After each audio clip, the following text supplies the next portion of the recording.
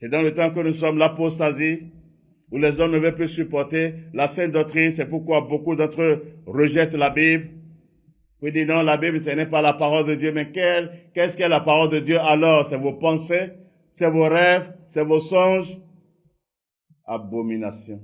La Bible, c'est la parole de Dieu. Malheur à celui qui veut contester. Malheur à celui qui veut contester. C'est le seul livre qui parle de Dieu et de ses œuvres. La Bible ne parle pas de l'histoire d'un peuple, comme les gens prétendent dire. La Bible ne parle pas des coutumes d'un peuple. La Bible parle de Dieu et de ses œuvres. On en reviendra si le temps nous permet. Dieu est dans sa parole. Donc c'est bien dit que personne ne vous séduise d'aucune manière, car il faut que l'apostasie soit arrivée auparavant. C'est ce que l'œuvre de Babylone, son vin, le vin de son impudicité, dont il a enivré tous les habitants de la terre.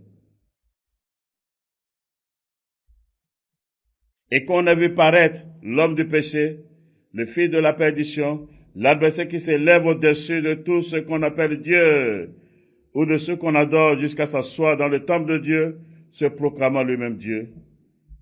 Et il dit encore, ne vous souvenez-vous pas que je vous disais ces choses lorsque j'étais encore chez vous, et maintenant vous savez ce qui le retient, afin qu'il ne paraisse qu'en son temps.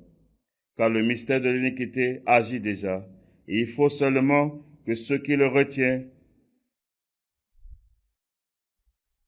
encore ait disparu. Qu'est-ce qui le retient? Qu'est-ce qui retient ce fils de péché, ce fils de la perdition? On parle ici de la personne de l'Antéchrist.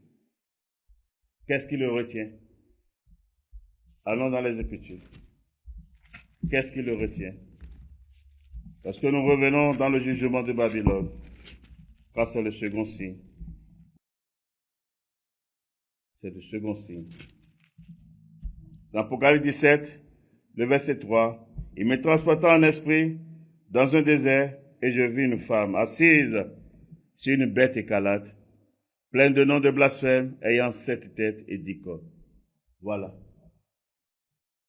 La bête là parle de l'homme là. L'homme du péché là. Le fils de la perdition. L'antéchrist, celui qu'on appelle l'antéchrist. Le chef mondial qui vient sur ce monde pour coiffer toutes les nations, pour coiffer tous les habitants de la terre, pour établir son règne sur eux, afin que les desseins du Père s'accomplissent selon les Écritures. Mais c'est dit que Babylone était assis sur cette bête. C'est Babylone qui le retenait. Tant que Babylone ne disparaît pas, il ne pourra pas apparaître, quelle que soit sa force. Babylone doit quitter d'abord. Donc on va dire qu'elle est assise sur les grandes eaux, elle doit quitter. Et cela est déjà accompli, nous sommes dans la phase de la manifestation, de sa destruction, de sa disparition pour toujours, d'un esprit éternel, elle ne va plus reparaître, c'est fini. C'est la fin de son règne. C'est elle qui doit disparaître d'abord, car c'est en elle qu'est caché l'esprit de cet homme. C'est en elle qu'est caché l'esprit de l'Antéchrist. C'est pourquoi toutes ces œuvres s'opposent à l'œuvre de Christ, à l'œuvre de Dieu, à la parole de Dieu. Il n'y a qu'une œuvre qu'elle fait qui est justifiée par la parole. Tout c'est du mensonge. À partir de l'évangile qu'elle prêche, qui n'est pas l'évangile de Dieu. Toutes ces œuvres, c'est pour s'opposer à Dieu. C'est pour s'opposer à Dieu. Et nous voici dans l'heure de la vérité. Voici dans l'heure de la vérité. Donc c'est Babylone qui le retenait.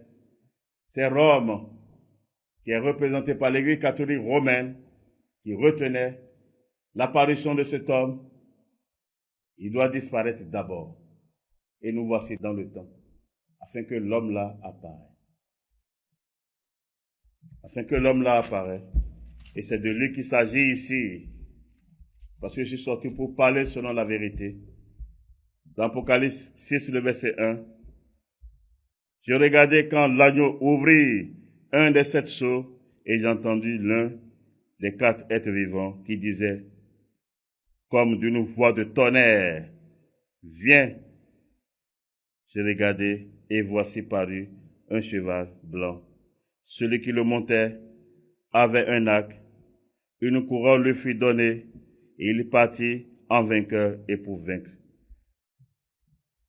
C'est de lui qu'il s'agit. Qui va se faire passer pour l'homme de paix dans toute sa séduction. Celui qui veut apporter la paix au monde. L'homme de paix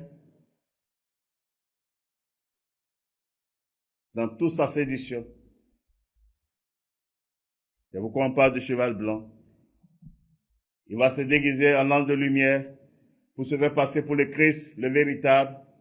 Ce n'est pas lui l'homme de paix. Ses œuvres en témoigneront lorsqu'il prendra siège, parce qu'il va prendre, c'est déjà accompli, rien ne peut remédier à cela. C'est irrévocable. Nous sommes déjà là, nous sommes dans la porte de son apparition. Car juste après la disparition de Babylone, de Rome, l'Église catholique romaine, c'est son apparition. Le monde sera placé sous sa domination, et nous voici, où il imposera sa justice au monde entier. C'est de lui qu'il s'agit.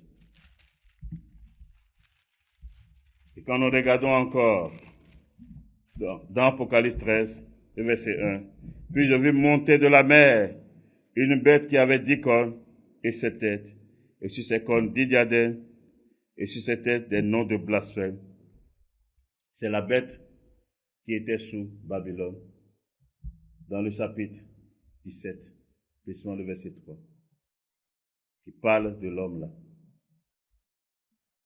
C'est son apparition.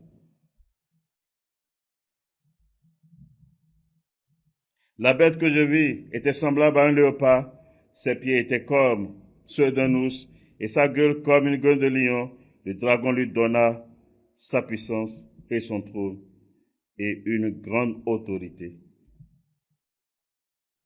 Le dragon, le diable, qui était le prince de ce monde, va lui passer le témoin, et il recevra le sceau du diable, c'est-à-dire tout ce qui est le diable prendra place en lui.